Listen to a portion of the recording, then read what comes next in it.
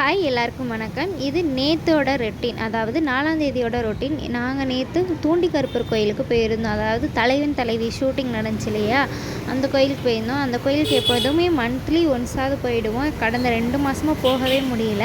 அதனால் நேற்று போகணும் அப்படின்றதுலேயே வேலை பார்த்துக்கிட்டே இருந்ததில் எனக்கு வீடியோ எடுக்கவே மறந்துட்டேன். அப்புறம் கோவிலுக்கு போயிட்டு தான் இன்றைக்கி நம்ம வீடியோ எடுக்கவே இல்லையே அப்படின்னு தோணுச்சு. அப்புறம் கோயிலில் உட்காந்துருந்தது நடந்தது அதெல்லாம் வீடியோஸ் எடுத்தேன்.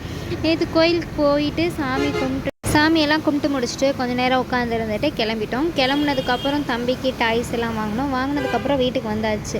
நேராக வீட்டுக்கு வந்ததை வச்சு விளையாடுவாங்கன்னு பார்த்தா வந்த செகண்டில் 2த்தையும் உடச்சி போட்டுட்டு 2 பேரும் கத்துறாங்க கராமரான்னு.